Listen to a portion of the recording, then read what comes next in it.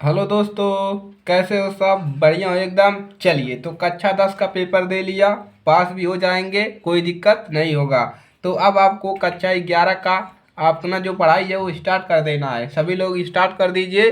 जिसको आगे कुछ बनना है, पढ़ना है, तो अपना पढ़ाई स्टार्ट करिए। और कक्षा 11 को इतने अच्छे से पढ़िए कि कक्षा 12 में आपको ज़्यादा मेहनत करने की ज़रूरत ना पड़े।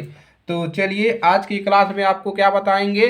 कक्षा 11 का रसायन विज्ञान आने की आपका सिलेबस बताएंगे कि क्या आपको पढ़ने हैं, कितने चैप्टर इसमें पढ़ने हैं। तो इसमें ज़्यादा चैप्टर नहीं पढ़ना है। चलिए देखते हैं। तो इसमें आपको बात करते हैं, इसमें आपको दो किताब पढ़ने हैं। पहला रसायन भाग पहला, भाग दूसरा। तो पहले रस भाग में देखिए क्या पढ़ना है आपको। रसायन, रस कॉपी कलम ले लीजिए, बैठ जाइए। भाग पहला, रसायन भाग पहला। और इसमें पढ़ना है दूसरा भाग, रसायन भाग टू। रसायन भाग टू।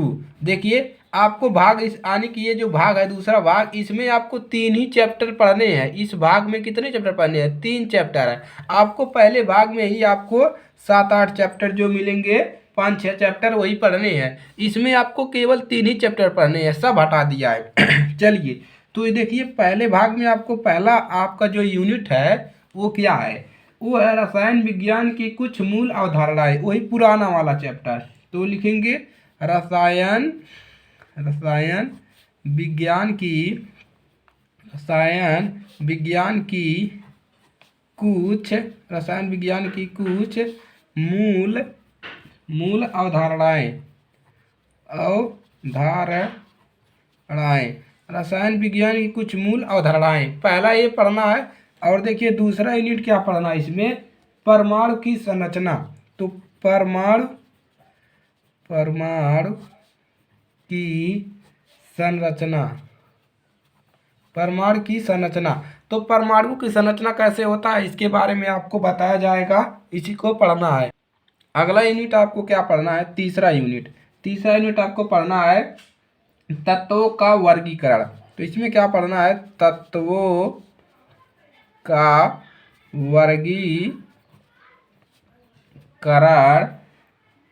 वर्गीकरण एवं एवं गुणधर्मों में आवर्तिता।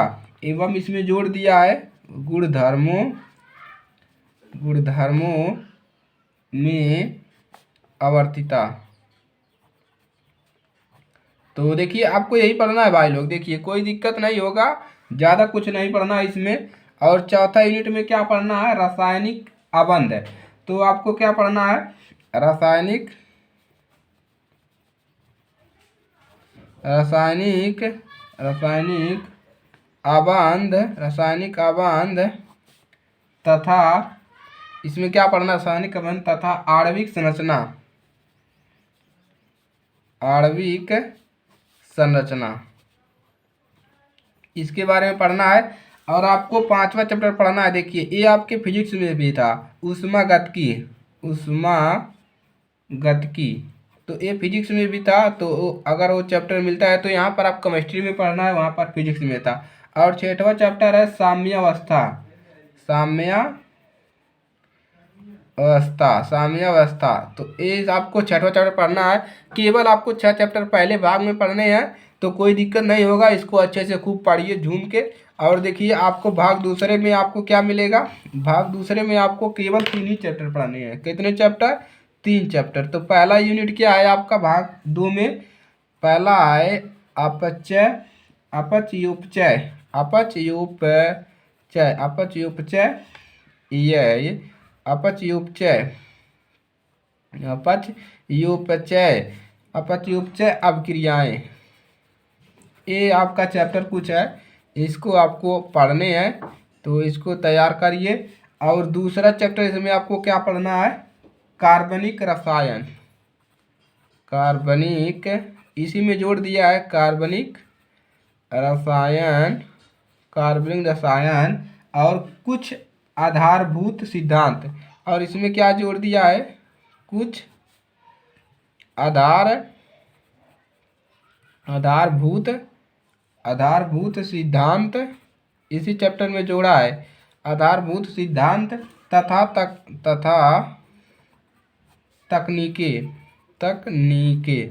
तो इसी चैप्टर में दूसरे चैप्टर में जोड़ दिया है और भी। तो और तीसरा लास्ट चैप्टर आपको क्या पढ़ना है, यूनिट हाइड्रोकार्बन के बारे में। Hydrocarbon, hydrocarbon. तो आपको इसमें 3 ही यूनिट पढ़ने हैं। तो 6 यूनिट इसमें, 3 यूनिट इसमें, तो 9 यूनिट आपको, यानी कि 9 इकाई आपको पढ़ने हैं कक्षा 11 की रसायन विज्ञान में। तो कोई दिक्कत नहीं होगा किसी को। अपना देखिए सिलेबस आपका यही है, इसी को आपको पढ़ना है। और ये सभी सिलेबस आपके पुराने किताब में मिल जाएगी, जो 18-19 जो किताबें हैं 20 की, उन सभी में मिल जाएगी। तो अगर आपका किसी से संपर्क है तो पुराना किताब लीजिए और उससे पढ़ाई अपना स्टार्ट करिए। नए किताब के पीछे ना भागिए। हाँ, जिसके पास नहीं है वो ले सकता है नई किताब। तो देखिए, इस वीडियो को आप लोग शेयर करिएगा अपने दोस्तों के पास, ताकि उनकी भी मदद हो सके और अपना पढ़ाई स्टार्ट कर सके। और अपना कमेंट ज़रूर बताइएगा। चलिए, और चैनल पर नए हैं तो चैनल को सब्सक्राइब कर लो यार, क्योंकि साल भर हम लोग पढ़ने वाले हैं इसी चैनल पर।